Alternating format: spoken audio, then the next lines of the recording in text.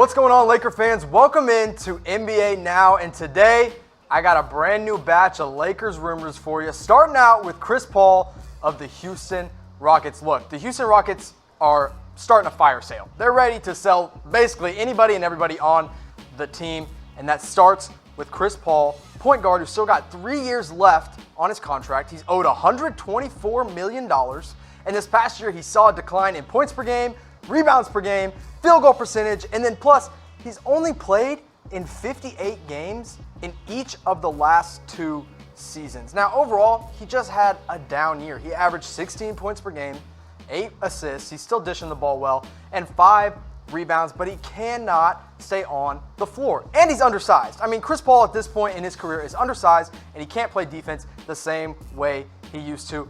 All around, his production was just down. But one of the teams that may be rumored to be interested in the undersized and unhealthy point guard Chris Paul could be the Los Angeles Lakers. Now, what the heck are the Lakers going to trade for this massive contract that is Chris Paul? I mean, everybody they got on their team is either expiring or still on their rookie deal, or LeBron James. So that's about it. So what do I have them offering? Look, this is really the only thing that would make sense, I think. I mean, it's a potential trade. Chris Paul going to the Lakers, joining his banana boat buddy, LeBron James in Lakerland, for Lonzo Ball and the number 4 overall pick. Look, it's something that's been thrown out there. I get it. You got to at least look to upgrade offensively from Lonzo Ball. I know he's still got potential. I know, I get that. But you see what he did last year. 9 points per game, 5 rebounds, 5 assists, shooting 40% from the field, and then he cannot knock down a free throw to save his life. But Chris Paul, on the other hand, I mean, 58 games, but he still puts up 16 points and dishes out 8 assists. So that's there. The age, the age is a big factor. Chris Paul is so much older. He's got so much more money owed to him at this point in his career. But like I said, LeBron James and Chris Paul are buddies. So who's to say that LeBron James wouldn't be pushing for this, This is what I see as a potential starting 5 should Chris Paul be inserted into the lineup. You got CP3 at the point guard position. Look, I know they're all forwards, but right now this is what they got on the roster. Brandon Ingram, LeBron James, and Kyle Kuzma. You switch that around however. You add guys in, you take guys out. And then JaVale McGee, one of the most fun players to watch in the NBA, in there at the center position. But if you're asking me, this would just be one of the dumbest moves the Los Angeles Lakers could do. Look, you got to go out and chase the stars. They have a lot of options with their free agency. Chris Paul should be like on the furthest of back burners of options for the Lakers, especially with a deal that includes the number 4 overall pick, because there's going to be a lot of options at number 4. Now, assuming Zion Williamson goes number 1, which is a safe bet, Ja Morant goes number 2, which is also a safe bet, and then RJ Barrett goes 3. This is who I've got as the top 3 available players at number 4 for the Los Angeles Lakers. Number 1, Darius Garland, the injured point guard out of Vanderbilt. I don't think he's the best player at 4, but the best fit for the Lakers, I got Garland. Number 2, DeAndre Hunter, a knockdown, lights-out shooter that's going to defend the best player on the floor out of Virginia, would be the second best option for the Lakers. And then Jarrett Culver in at number 3. So look, I just don't see any reason why the Lakers would move that number 4 pick and a promising young point guard, as much as I kind of love to hate on him sometimes, a promising young point guard in Lonzo Ball for an aging guy that's owed way too much money in Chris Paul. So I need to know from you guys, because it's not about what I think, it's about what you guys think. Would you want your Lakers to trade for CP3? Tell me in the comment section below and let me know why or why not you would want to see that happen. Number 2, staying with the point guards, the drama in Lakerland with Kyrie Irving. According to Rick Bucher, it's down to the Los Angeles Lakers and the Brooklyn Nets when this point guard enters free agency. He's strongly considering the Nets. He loves what they're building in Brooklyn. But he also called earlier, apologized to LeBron James for all the drama that went down in Cleveland. So since then, people have been talking and saying that Kyrie is strongly considering the Lakers. You see what Rick Bucher said about Kyrie and his decision. He says it's between Brooklyn and the Lakers. I was told in the last 24 hours, Kobe Bryant has been recruiting Kyrie in particular to get him to the Lakers. Everything I've heard, I would still expect Kyrie is going to Brooklyn. He just bought a place in South Orange. But let's go back to that first half. Kobe Bryant? Kobe Bryant is recruiting Kyrie Irving to the Lakers. You got to love to see the Laker legend staying, active in the Lakers, wanting to see them be successful. Look, Kyrie put on a show last year. I know there was a lot of ups and downs. There was a lot of drama going on in Boston, but he still had a great year. I mean, he put up 24 points per game. He passed the ball well at 7 assists per game, and then 5 rebounds, still pulling it down. Pretty good numbers for a point guard. And not to mention, he was shooting 40.1% from beyond the three-point arc. So look, it's down between the Lakers and the Nets.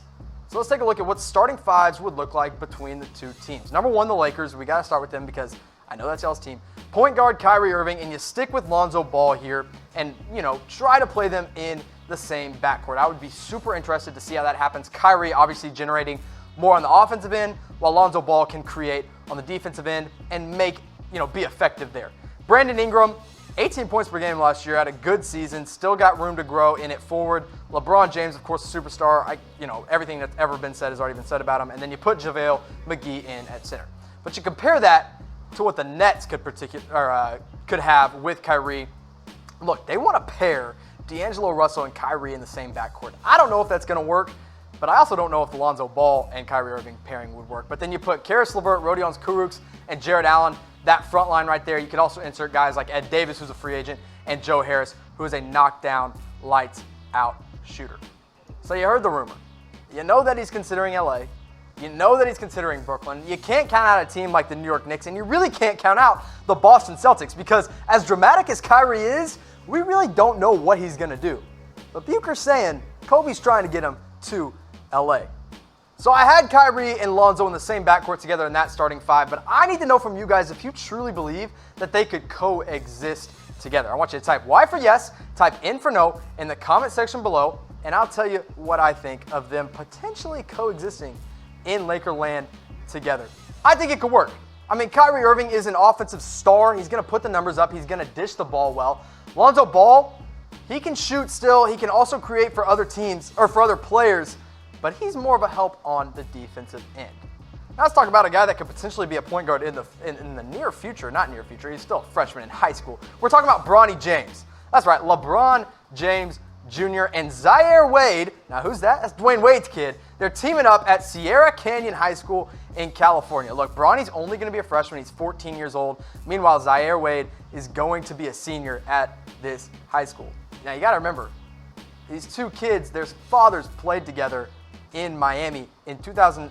For a while they built the big three there, and they put up incredible numbers. You see, together both averaging over 20 points per game. LeBron James obviously putting up 27, just dominating. Rebounds per game, LeBron's pulling down 8. Dwyane Wade, 5 rebounds to go along with 5 assists. I mean, they killed it in Miami. So who's to say little LeBron and little Dwyane Wade aren't going to team up and kill it in high school? Now, let's talk about Zaire Wade. This kid, he's a rising senior. He's got 1 year left in high school. He's expected to get some more offers this summer. And I know it's kind of crazy we're talking about these high school kids here on Chat Sports, but it's what we do. We're talking about everything. So you look at schools that are already interested in Zaire Wade. Nebraska and DePaul have already offered him, and he visited the U. He visited Michigan State. He doesn't have offers from them yet, but I'd expect them to come pretty soon this summer. So look, LeBron James is the better player in the NBA over Dwyane Wade, but I want to know from you guys, who's going to be better between Bronny, little LeBron, or Zaire Wade? Type B in the comment section below if you think it's going to be LeBron James Jr. Type Z in the comment section below for Zaire Wade. Now look, here on Chat Sports, we love to interact with our new subscribers. So I'm shouting you all out today. These are some of our new guys, new subscribers to youtube.com/LakersTV. Shut up, I'm awesome. That's number 1. He just subscribed the other day. Neil Guapo, shout out to my guy for subscribing to Lakers TV on Chat Sports. Brady Time, shout out Tom Brady. And then Adrian Banderas, all new subscribers to our Lakers channel. Listen, guys, they get it. They're subscribed. They know what's up because all the news, all the rumors that's going around Laker Nation, because it's a dramatic time this summer, is right here on youtube.com/LakersTV. I need you to hit that subscribe button right now so you don't miss anything like our next rumor, which starts with Kawhi Leonard. Is he starting to shy away from Lakerland? Look, that's what people are saying. He was asked about if being less famous, the reporter asked him, does being less famous, less notorious than these guys like LeBron James and Steph Curry bother you at all? Now, he said it doesn't bother him. He said, for me, it's not about being famous or wanting to have more fame than those guys. It's about me playing basketball and having fun on the floor. So why does that make me say he's shying away from Lakerland? Because in LA, the lights shine a lot brighter. In LA, all the media is on you. In LA, you got LeBron James, who is just, a figurehead of the NBA. You're going to be playing in the bright light, so if it's not about being famous, do you really want to come to Lakerland? Brian Windhorst doesn't think so. Back in March, this wasn't that long ago, he said, I don't think Kawhi Leonard is interested in the Lakers. That's just what I've been told. It's what I've been told going back to last summer. I don't see that as something that's happening. It's really unfortunate for the Lakers because you pair together Kawhi Leonard and LeBron James, and you got arguably the two best small forwards in the game, unless you count Kevin Durant as well. He's in that conversation too. But the Los Angeles Lakers aren't the only team that are going to be chasing him. You got the Toronto Raptors. They made it to the NBA Finals with Kawhi just dominating the Eastern Conference playoffs. They're going to want to keep him, no doubt about that. The Los Angeles Clippers are expected to be the second favorite team, if not the favorite team, to land him in free agency.